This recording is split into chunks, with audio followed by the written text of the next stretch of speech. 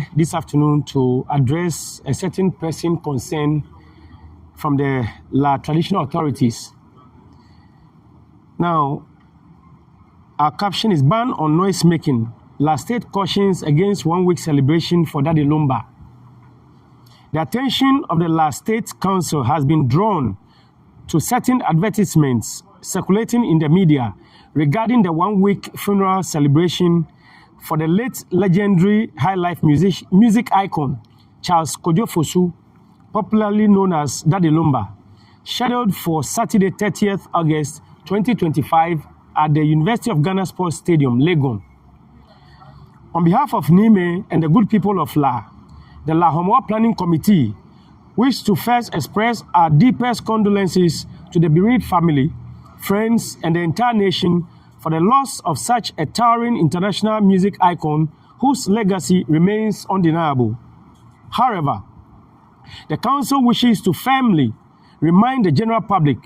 and the organizers that effective Monday, 11th August 2025, a ban on noise making came into force across the entire La traditional area, stretching from the main La Township to Malejo, on the Dodowa Road and Ayi Mensa at the foot of the Ebri Mountains. Aside the general noise making, this ban also strictly prohibits funerals and all funeral-related activities of any kind. During this sacred period, Nime would enter the spiritual realm, and as such, no activity that contravenes the cultural and spiritual order would be tolerated. The La State Council, therefore, cautions all persons, families, groups, and organizers against any attempt to hold or facilitate such funeral-related events within the La traditional area during the ban. Any such planned activity must be postponed, rescheduled, or cancelled outright. Let it be made clear that there shall be no compromises whatsoever in enforcement of this directive. Our duty is to protect, uphold, preserve the rich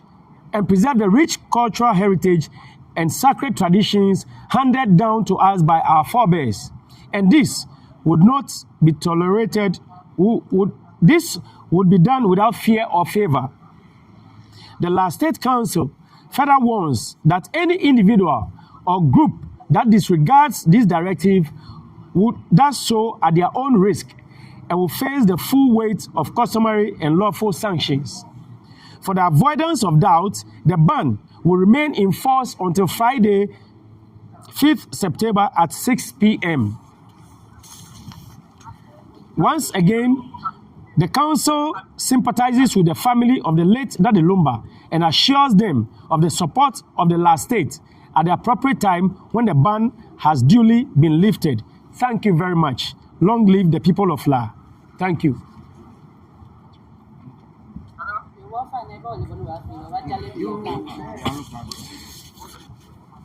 Yo, abladia bi ke adafi twalo ni na eba kpehie bi ene beka na shine ke wachanye ke ba bi ene wachanye ye noko ni wana alo ni me ena ye adafi twa koyomi niko wadenche wo lalo folo pana na chole Daddy Lumba ni nuncho ekpale nuchumo ake ye ho ni ba ne ye akan wonyema akan bi agbejano to mi abafe ochi kaimo ahale ye University of Ghana school ame football sports stadium ni me hani ali akeshi ame ha weku kana na fe po ye woche ni egbe hie ame ha Ghana mamu fe po hu keshino shi ye jameno ni me ba sumo ni Ghana bi fe ali akeshi ye wola ne nyoni woyo mi ne gbiniji nyoma ke ekome mi agu hofemo ni hofemo ne agu ke ha wo afiyeli esa egu yara femo ke no feno ni ko yara hi no heje ni me ba sumo ni be Ghana man bi fe ke mentitiri ni to ne ke no chumo ne egbejano ali akeshi ni femo ni ameto na ba fe ne e ba gba ni mana chemana ye wo hofemo no wagu ke afiyeli ami no heje aha mo fe mo ali akeshi angmengbe ni mo ko ba fe no ni ato na ba fe ye wo shipon no abi akeshi mo fe mo aye neke mlani awo ne no bona fe ni to enjole aya no ye wo manemi ye la manemi akeshi heni afe ni ye ni jilegon egbe la majian yi ni mo fe mo le akeshi la keje won shona heni wo yo ne ke kwa unka gbe malejo ni yo dodo wa gbe no agbene ayi mensa ye ebrigoja nshie be mo fe mo ba na le akeshi University of Ghana Sports Stadium e legon e shila no heje be mi ni aguneke ho fe mo ni ko ya fe mo kani bi na he be mo ko be egbe na fi o nokoto mo no ni ye me to na ba fe ye la shipon no ni mento ni ali akeshi lelen no ni eba Ghana mamu efe no ni ji wo che shigbe mu e do ame tan bo ni do weku ke Ghana mamu efe ni amba sumu akeshi kaji agbele gbela ni gbegmo aka abanya fe ho ameka weku efe ba fe komeni afe wo che eyara ke no fe no shibi amini awo ne kemla ne be enme ni moko ba fe no ko no heje mo fe mo abomode ne yi no kaji oto ne kemla ne no be lama ni me ke bo ba ye kejomo benye twa ni omanyaba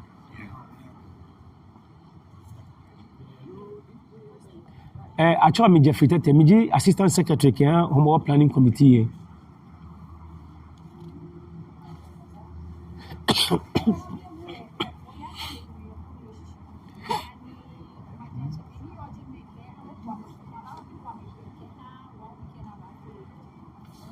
yo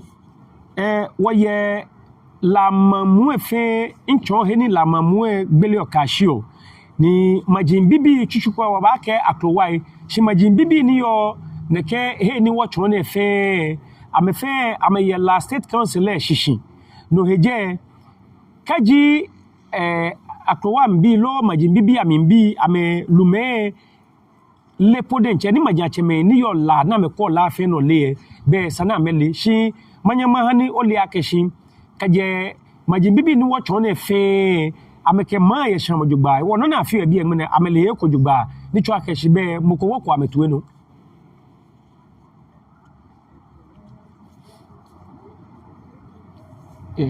When after 2 years ago, after Ochi to me Alochi no, and Lagos Square no, whatever we want to use, follow on social media, and if you have a whole week celebration square, they may need la wala baby. Opa le no yelo ni ye fe ye. E ja ke je no ni, we bi we kwa ka ma fi na lumba. Ni fi mo le. Opa le are no bi ti de bi yo ye wo Homo Planning Committee gbejano to ye majachema shishi state council olupa shishi ni planning committee entuni ye himeja shishi wo ye task force ni ya round ni ameko ne ke majani bi ne shake lama dani ni bi ekome afio ni bedo ba nu here agbena wona wonu shibe mi ni task force shoje me apa lena ma bia me ni ebalake ni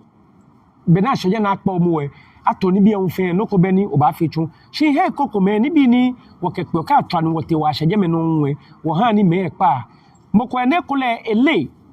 wo ka te na ni na bo aba no pa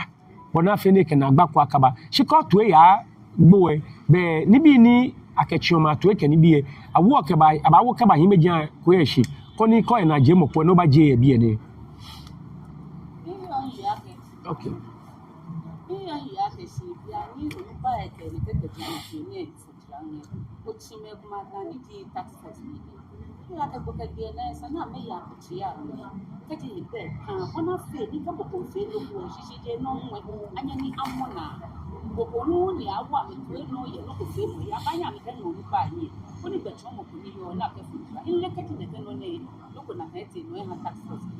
yo enyemi yo wa don task force ni ncho ne task force mi bi e ko men ye bi enu wo yo ne amewo kejebe ni wo guho fe mo ne dagbe elebi hwane gbeke nyonfe amenyie chitoboni nke lama eda kokwe majimbibi ni chano keje kokwe be lamanti asene kajano laboni cantonment 37 popano airport popano chado obote cantonment emi agbeno te shia shigbe okpongro ba leshin ogbojo ahun ka gbe malejo ni nchun ne ka gbe ne ka shi ayi me so ba ho oyare fa ike ni bi eda iwo e ba nye ba ka me mbo mode e mo ne shi ni bi e ko me be ni aba wa me tu enu no mi ekole ni efitomo sha me bo mode akeke fite de nche ba ben ke kuna ma ni le bona fe ni wasa agbo nye ba le akene ke bia mi no ni mi ni wo yo ne iwo ni chumola menchu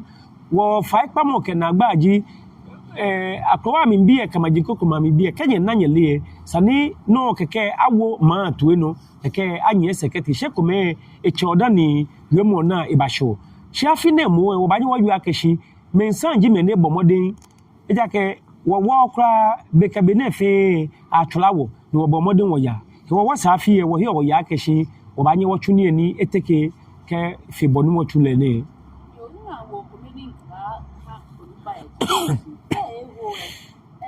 kaji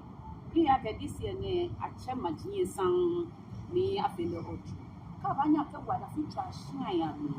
ona ko ke die na twa ni no ne ke he ni a twa ne wo nye me aka me ame ye je ngwa do wo taki a twa mo ye je ye radio an na ma no ko ke die na at least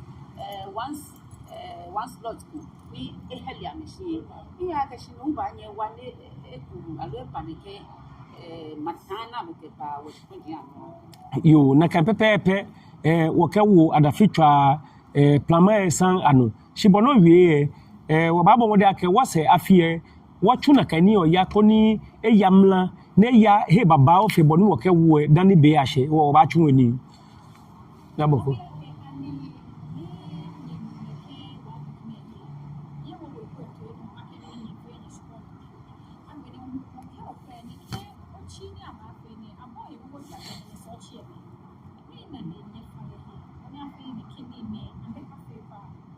yo neke yuemo ne wanu hemla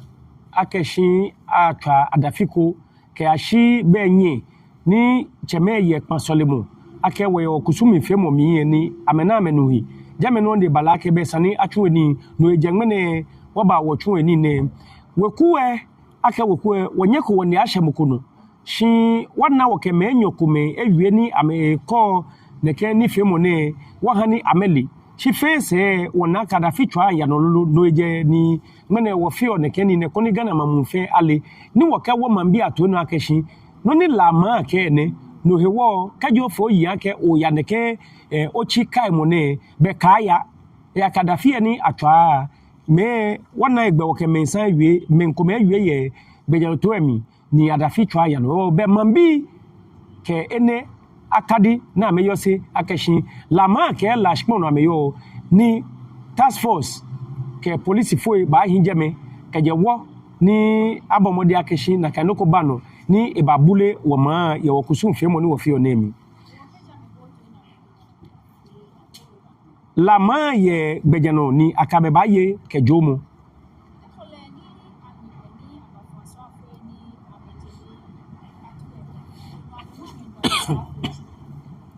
ye wala kusum femo miye kaji mokogbo alo enyo ya afi miye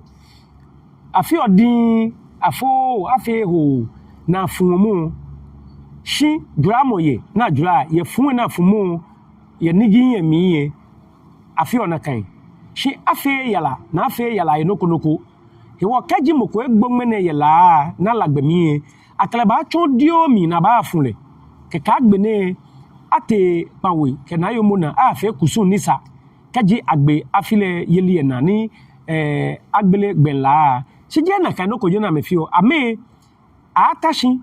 to mo afio yala ni bodun wole moko to mo dadi lumba anye ni afe ochi kaimu ni atwa lala eneji ni na agba yo kan acheme agbere ni fun he ni heshi ata ni wamla nguno hewo eneje ni ebalake sani wawo gana mamu fe tueno akana kanoko eja bona fe ni woke mona ninete kaji mokogbo tue ne afe no na kaka fe tue glamo yeke hame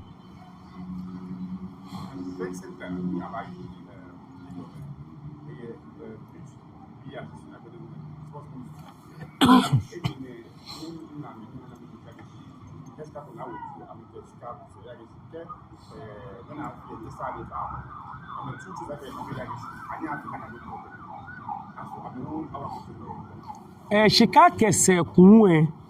ma kpafa ewa wi bi akeje wo gbe janotoji wo ba aka ma ke akeshika akuse he kome ye nike mokote ya wo nyumo edoko ya nyu akola ake kaplene ko wo noko ba anyen akakusa ake abu iwo no ama megbe jano ni shin wo no ji wo ke akafe ni ada fitwa ne e ya ke ha wekuwe meni to ni fe mo he gbejano ke agbene University of Ghana Sports Directorate fe akeshi no ni lama ke ne won chone ke egbene no nye adafitwa plama ina no ni wa na ameli akeshi no ni lama ke ne ke yo wa afi dromu ekole wo benije ba chele ekole wo jimba nyese ke je himeji ade ke aha ame ye ne ke ni femo ne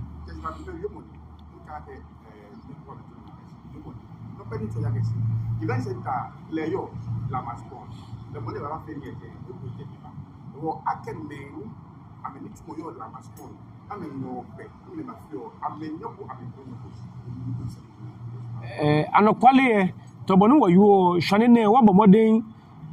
watwala me kome inye machi mata bi ne shi wa na meli ake na gbani kan shi ne wo keje bi ane ka shi wo le wo he wo yo ake sana menye amekeme awie ko ni gbejano na me yo ameka ma to no be ni wo yo ne kura menesi wo so ha be ho ni ba na ba fi wo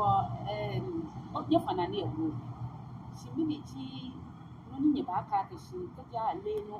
imene amaya fe ya ka kule awukwa metwe no akeno ni ya no ye la shi pon ne wo ame ba me mba ke